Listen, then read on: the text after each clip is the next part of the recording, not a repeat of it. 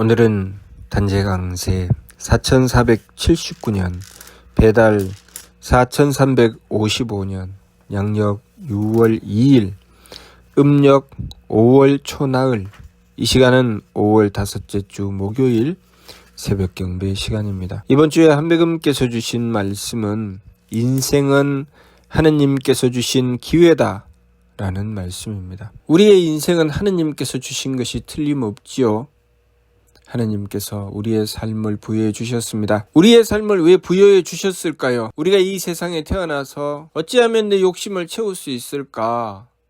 그렇게 욕심내어 다투며 삶을 살아가라고 이 세상의 삶을 부여해 주셨을까요? 하느님께서 왜 우리의 삶을 부여해 주셨는지도 우리는 알지 못하면서 내 마음대로 살아가기 위해서 몸부림을 치면서 살아갑니다. 내 마음대로 되면 좋아라고 하고 내 마음대로 되지 않으면 싫어하고 괴로움으로 떨어집니다. 우리의 인생을 어떻게 사는 것이 바르게 사는 것일까요? 어떻게 해야 될까요? 한평생을 살아도 그렇게 긴 시간을 살지 못하는 것이 우리의 인생입니다. 우리의 인생을 그렇게 살고 그 삶에 대한 가치를 어디에서 찾아야 될까요? 우리가 이 삶을 다 살고 나면 우리에게는 무엇이 남을까? 우리는 그러한 것을 생각할 때 그 중요성을 별로 깨닫지 못합니다. 지금 당장 내가 얼마의 돈을 벌고 지금 당장 내가 무엇을 먹으며 지금 당장 내가 어떤 곳에서 자느냐, 내가 얼마나 마음 편하고 기분 좋고 몸 편하게 살아가느냐가 가장 중요한 것이지, 우리 인생의 가치를 생각하라고 하면 그것은 그냥 가십거리 정도로 생각하지요. 그렇게 인생을 살아가면 우리에게 무엇이 남을까요? 만일 우리가 사업을 한다고 합시다. 우리가 인생을 정말 잘 먹고 잘 살기 위해서 열심히 일을 하고 돈을 벌기 위해 사업을 한다고 합시다. 사업을 하면 내가 그 사업을 시작하면서 투자를 하고 그리고 내가 그 일을 잘 해내기 위해서 노력하고 정성 들이며 연구하고 그렇게 실천해 나가겠지요. 그런데 만일 내가 그렇게 투자하고 사업을 시작했는데 내가 오늘 무엇을 먹을까? 나는 어떤 사무실에서 편안하게 지낼까? 내가 어떻게 하면 좀 마음 편하고 기분 좋고 몸 편하게 살 수 있을까를 생각하면서 사업을 한다면 그 사람은 그 사업에 성공할 수 있을까요? 망하는 것이 시간 문제지요. 사업을 그렇게 하면 망합니다. 사업을 할 때는 내가 그 일을 왜 했는지, 이 일을 통해서 어떤 가치를 발휘해야 하는지, 내가 하는 일을 통해서 다른 사람들이 그 일을 얼마나 얻어서 혜택을 받을 수 있는지 그것을 연구해야 되죠. 다시 말해서 그 일을 통해서 사람들이 그것에 대하여 얼마나 돈을 내놓을 수 있는지, 그 물건을 만들었다면 그 물건을 사람들이 정말 돈을 주고 살 것인지, 그리고 내가 노력하고 정성 들인 것에 대한 대가를 사람들이 돈으로 그만큼 평가해서 돈을 내어주는지를 생각하면서 그 일을 해야 되겠죠. 만일 그런 것도 생각하지 않고 사업을 하게 되면 그 사업은 망하죠. 그렇다면 우리가 사업을 하는 것과 우리가 인생을 살아가는 것이 다를까요? 우리가 인생을 살아가면서 내가 무엇 때문에 태어나고 살아가며 내 인생의 목적이 무엇인지, 내 인생을 살아갈 때 어떤 가치가 있는지를 생각하지 않고 그냥 어떻게 하면 오늘은 마음이 편할까? 기분이 좋을까? 몸이 편할까? 무엇을 먹을까? 무엇을 입을까? 어떻게 편안하게 살까만 생각하며 살아가면 우리가 마치 사업하는 것처럼 우리의 인생은 망하는 것입니다. 우리는 망하는 인생을 살기 위해서 이 세상에 태어났습니까? 우리의 인생을 성공하기 위해서 이 세상에 태어났습니까? 물론 태어난 것은 우리들 마음대로 태어난 것이 아니지요. 하느님께서 태어나게 해주셨으니까 태어났습니다. 그렇다면 이왕 태어났는데 하느님께서 생명을 주셨는데 우리는 이 생명을 받아서 망하기 위해서 살아가야 할까요? 성공하기 위해서 살아가야 할까요? 우리가 만일 열심히 공부를 하고 취직을 했다고 합시다. 직장 생활을 하면 그 회사는 내가 만든 회사가 아닙니다. 그러나 내가 그 회사를 다니는 동안에 우리는 성공하기 위해서 노력할 것입니다. 우리가 망하기 위해서 노력하는 경우는 없지요. 직장에 들어가서 성공하기 위해서 노력한다는 것은 무엇입니까? 어떻게 하면 내 마음이 편할까? 어떻게 하면 기분이 좋을까? 어떻게 하면 내가 좀 편안하게 살 것인가? 그래서 직장 생활을 하는 내내 노을국 일을 하고 직장 생활 하는 내내 조금이라도 내가 하는 일에 있어서 내가 마음으로 용납해야 되고 그 일을 이해해야 될 것 같으면 아유 귀찮아 싫어 뭐 때문에 내가 해 어떻게 하면 다른 사람한테 떠넘길 수 있을까 어떻게 하면 이 일을 피하고 외면할 수 있을까 그런 생각을 가지고 직장 생활을 하게 되면 그 사람은 그 직장에서 오래 버티지 못하겠죠. 그 회사에서 그 사람은 별로 가치가 없을 것이고 곧 그 사람은 퇴출당하게 될 것입니다. 우리의 인생을 그렇습니다. 내 생명을 내가 만든 것도 아니고 내가 태어나고 싶어서 태어난 것도 아니지만 우리는 이 세상에 태어났습니다. 마치 우리가 직장에 들어간 것처럼 그렇게 하게 되었습니다.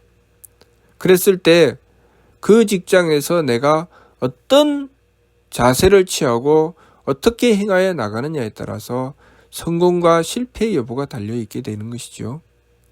우리가 우리의 인생을 어떻게 살아가느냐에 따라서 내 인생을 성공하느냐 실패하느냐가 달려 있습니다.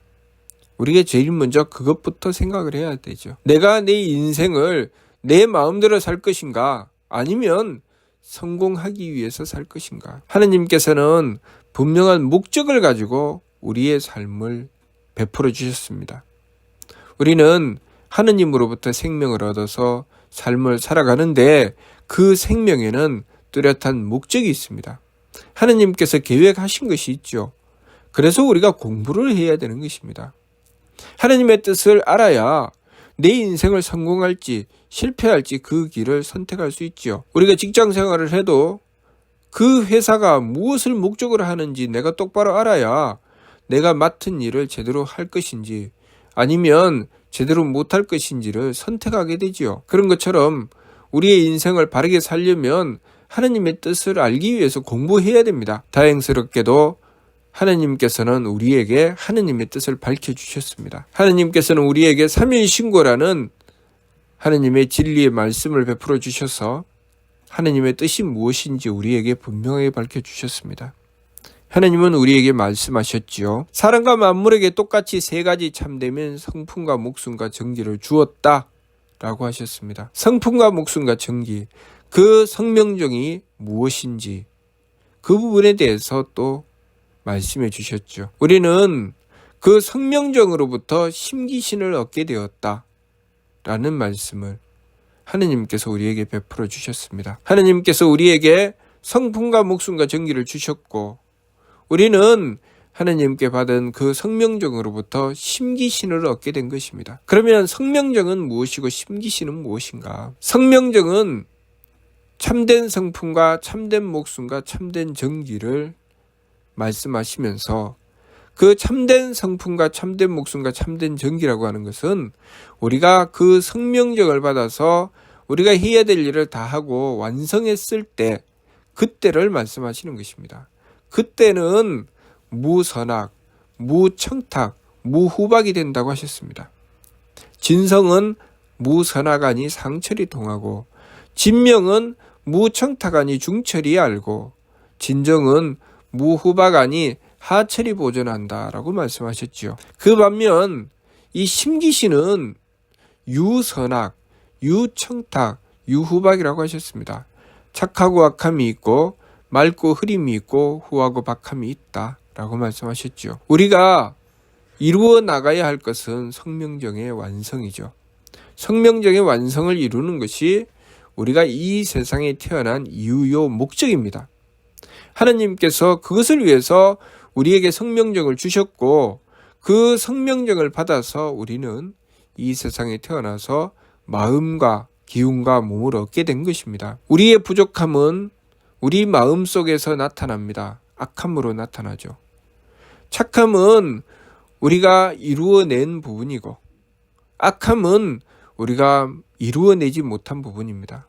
우리의 성품에서 내가 이루어야 할 착함을 이루었을 때 그것은 내 마음의 착함으로 나타나게 되고 우리의 성품에 채워야 될 것을 미처 채우지 못했을 때 그것은 악함으로 나타납니다. 그래서 성품의 이치는 용납함이 있다고 하셨습니다. 우리가 용납하는 부분은 내 마음의 착함으로 나타나고 용납하지 못하는 부분은 내 마음의 악함으로 나타납니다. 만일 나에게 하느님께서 부여하신 성품이 아니라 다른 사람에게 부여하신 성품은 내가 내 마음의 착함도 악함도 나타나지 않습니다. 그것은 나의 부분이 아니죠. 그래서 그것을 나의 운명, 내가 가진 인연이라고 하죠. 우리가 하느님으로부터 성품을 받았다고 하는 것은 내 범위를 받았다는 것입니다. 내가 삶을 살아가면서 내가 용납해야 하는 범위, 내가 하느님으로부터 받은 그 성품을 온전히 다 채우면 내가 용납해야 할 것을 다 용납한 것입니다. 그러면 내 마음은 더 이상 악해지지 않습니다. 내가 용납해야 될 것을 다 용납했기 때문에 내 마음은 더 이상 악해질 이유가 없지요. 내 성품의 범위를 넘어서는 부분은 나하고 인연이 없습니다. 그래서 그 부분은 나에게 착함도 악함도 주지 않죠. 나에게 만약에 착함이나 악함을 준다면 그것은 분명히 나의 성품 범위 안에 있는 것입니다. 그러니 우리가 외면해서 되는 일이 아니죠. 내가 누군가를 상대했는데 누군가가 내 마음을 악하게 만들었다. 그것은 내 성품 범위 안에 있는 것입니다. 내 성품의 범위를 벗어나는 것은 절대로 나에게 착함과 악함을 주지 않죠. 지금 지구 반대편에 무슨 일이 벌어지는데 그 일을 나는 알지도 못합니다. 알지도 못하는 그 일에 대하여 나는 내 마음에 악함이 생기는가요? 내 마음에 착함이 생기는가요? 전혀 생기지 않습니다. 그러나 지구 반대편에 무엇인가 일이 벌어져도 매스컴을 통해서 그 일이 나에게 전달이 됐습니다. 내가 그것을 보면서 내 마음에 착함이나 악함이 생겼습니다. 그것은 내 성품 범위 안에 있는 것입니다. 그것을 인연이라고 하죠. 나하고 인연이 있으면 그것은 내 성품에 영향을 줍니다. 내 성품에 영향을 준다는 것은 다시 말해서 내 성품 범위 안에 있다. 하느님께서 나에게 주신 성품 속에 그것이 들어있다는 것이죠. 그러면 내가 해야 될 일은 무엇인가? 나에게 발생한 악함을 돌이켜서 착함으로 나아가야 된다는 것이죠. 내가 용납해야 될 것을 용납해야 하는데 용납하지 못하는 부분이 있으니 용납하기 위해서 노력하고 정성 들여야 됩니다. 그래서 지감법을 행해서 일단은 감정을 그치고 감정을 그친 상태에서 용납하기 위해서 노력해야 됩니다. 그런데 용납이 잘 안 되죠. 왜 용납이 안 될까요? 내가 용납하기 위해서는 성품을 채워야 됩니다. 성품을 용납으로 채워야지 내가 비로소 용납할 수 있게 되죠. 내가 용납하지 않으면 마음은 계속 악해질 것이고 마음이 악해지는 것을 보면서 용납하려고 노력해야 되는데 그러면 용납하는 것을 무엇으로 채울 수 있는가? 하느님의 덕을 구해야 채울 수 있습니다. 그래서 우리가 하느님을 모시고서 하느님을 향해서 원도하고 정성을 드리는 것이죠. 감정을 그친 다음에 지극하게 원도하여서 하느님의 덕을 구하는 것입니다. 하느님의 덕을 어떻게 구하는가? 용납하게 해주시라고 덕을 구해야 되겠죠. 그렇게 원도로서 내 마음의 악함을 빌고 악함의 죄를 빌면서 그 부분에 대해서 용납하고 받아들일 수 있게 해주시라고 계속 원도하고 정성을 드리는 것입니다. 그렇게 정성을 들이면서 우리의 성품을 채워나가면 내 마음이 악했던 부분이 착함으로 돌이켜 나오게 되죠. 용납하지 못하던 것을 용납하게 되면 그때부터 내 마음은 그 부분만큼 착해지는 것입니다. 예를 들어서 친구가 있었는데 그 친구가 마음에 들지 않습니다. 그런데 그 친구가 마음에 들 수 있는 경우가 두 가지가 있습니다. 하나는 내 마음에 들지 않는 것을 그 친구가 고칠 때, 고쳐서 내 마음에 드는 것으로 바꿀 때, 그때 내 마음에 들죠. 그러면 거기서는 내 성품의 변화가 있습니까? 없습니까? 없지요. 상대가 바꾼 거지 내가 바꾼 건 아니죠. 그래서 내 성품의 변화가 별로 없습니다. 그런데 상대는 바꾸지 않았습니다. 저 친구는 하던 짓을 그대로 계속합니다. 그런데 내가 그 친구를 용납하게 되었습니다. 그 친구를 비로소 용납하게 되었죠. 어떨 때 용납하게 됩니까? 자, 3살, 4살 때 그 친구하고 싸우고 다투었습니다. 그런데 내가 점점 나이가 들어서 20살, 30살이 되었죠. 과거에는 과자를 갖다 놓고 싸우고 다퉜는데 내가 30살이 되니까 과자를 가지고 그 친구에게 양보합니다. 당연히 양보하겠죠. 그리고 배려하죠. 그렇게 되면 어떻게 됩니까? 내 마음은 이미 내 성품이 그만큼 채워지고 내 마음은 커졌죠. 그래서 더 이상 그런 자꾸 사소한 것 때문에 악해지지 않습니다. 그렇게 우리는 우리의 성품을 키워나가는 것이죠. 다시 말해서 성품을 채워나가는 것입니다. 하느님께서 우리에게 성품을 주셨고 우리는 그 성품을 채워나가는 것이죠. 그렇게 성품을 채웠을 때 우리의 성품이 채워지니까 변화가 생기는 것이죠. 그러면 내 마음은 악함에서 착함으로 돌이켜서 내 마음의 착한 부분이 악한 부분보다 더 많아지게 되는 것입니다. 그런데 만일 내가 과거에는 계속 용납을 했었는데 시간이 가면 갈수록 내가 용납하지 않게 되었다. 과거에는 내가 용납하고 배려하고 참아주었는데 이제 더 이상 안 참을래. 나도 내 마음대로 살래. 그래서 내 마음대로 하고 점점 마음을 악하게 쓰게 되었다. 그렇게 되면 어떻게 될까요? 내 성품은 점점 좁아지죠. 다시 말해서 하느님께서 나에게 주신 성품을 내가 점점 채워서 완성해 나가야 되는데 그 반대 방향으로 가게 된 것입니다. 하느님께서 우리에게 성품과 목숨과 정기를 주셨습니다.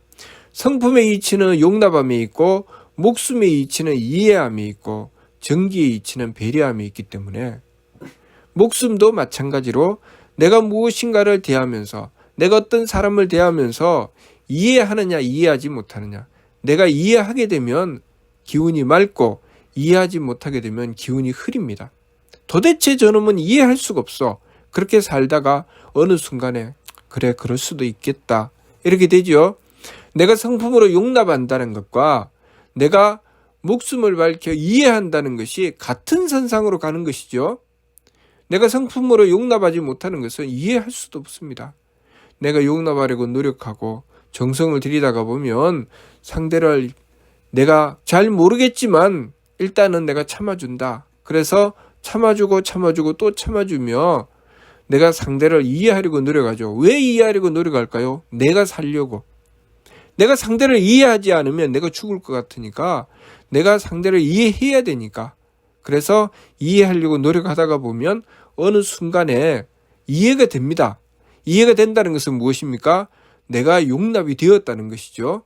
용납이 되어서 이해가 되면 그 사람이 왜 그렇게 하는지 그것을 이해하게 되고 그 이해한 것을 바탕으로 내가 가지고 있는 문제도 해결해 나가게 되고 또 그 상대방의 문제도 내가 파악할 수 있게 되죠. 그래서 내가 그 상대를 어떻게 대해야 할지 충분히 알 수 있게 되며 나에게 문제가 발생했을 때 그 문제를 해결할 수 있는 지혜가 생기는 것입니다. 그리고 정기의 이치는 배려함에 있다고 했죠. 그것을 바탕으로 내가 이해한 것을 바탕으로 배려하게 되는 것입니다. 그런데 배려를 하려고 하니까 내가 배려가 잘 되는 것이 있고 잘 안 되는 것이 있죠. 배려가 잘 되는 것은 후함이 이루어지게 되는 것이고 배려가 잘 안 되면 박함이 되겠죠. 내가 후함으로 배려를 할 수 있게 되려면 내가 내 몸 편한 대로 하면 후함으로 배려할 수가 없지요. 내 몸으로 정성 들여야 됩니다. 어떤 일을 맡아서 행하든지 그 일을 맡아서 행하면서 내가 지극한 정성을 들여서 그 일의 완성도를 높여나가려고 노력하고 정성 들이죠. 그래서 그 일을 온전히 행했다. 예를 들어서 내가 어떤 일을 맡아서 행하는데 그 일을 열심히 하고 유능하게 했다. 그 일을 완성했다. 그러면 내가 그 일에 있어서는 충분한 가치를 발휘하게 되죠. 그런데 내가 그렇게 하지 못하고 내가 그만한 능력도 되지 않고 또 그만한 정성도 들이지 못해서 일을 하다가 말았다. 완성하지 못했다. 그러면 그만한 평가를 받지 못하게 되죠. 그리고 그만한 대가를 얻지 못합니다. 어떤 프로젝트를 맡았는데 그 프로젝트를 내가 완성했으면 상대에게 그만한 가치를 발휘해 줍니다. 그런데 내가 그 일을 완성하지 못하고 도중에 끝났다. 그러면 어떻게 됩니까? 손해배상을 해줘야 되죠. 내가 그 일을 맡아서 열심히 노력하고 정성 들이긴 했지만은 상대방이 원하는 것은 그 일을 완성해 주기를 원하는 것이죠. 그러면 도중에 끝났으면 어떻게 됩니까? 이 일을 완성하지 못해서 미안하다. 그리고 그 사람이 그만한 것을 얻지 못하게 해줬기 때문에 그만한 손해를 보상해 줘야 됩니다. 그것이 우리가 이 세상을 살아가는 이치죠. 배려한다는 것은 그 완성을 추구하는 것이죠. 그렇게 우리가 정기 이치를 따라서 행할 때 그것이 우리의 몸으로는 후함과 박함으로 드러나게 되는 것입니다. 내가 후하게 살 것이냐, 박하게 살 것이냐, 내가 어떤 일을 맡아서 행하든지 정성 들여서 후하게 할 것이냐, 아니면 하다가 도중에 끝나거나 그냥 대충 얼렁뚱땅 한다거나 그렇게 박하게 할 것이냐. 우리가 인생을 살아가면서 후하게 살면 삶이 귀해집니다. 박하게 살면 삶이 천해지죠. 우리가 사회생활을 해보면 분명하고 뚜렷한 이치입니다. 그렇게 우리는 하느님으로부터 성품과 목숨과 정기를 받았고 우리는 그 성품과 목숨과 정기를 채워서 완성해야 됩니다. 그것이 우리가 이 세상에 태어난 이유요 목적입니다.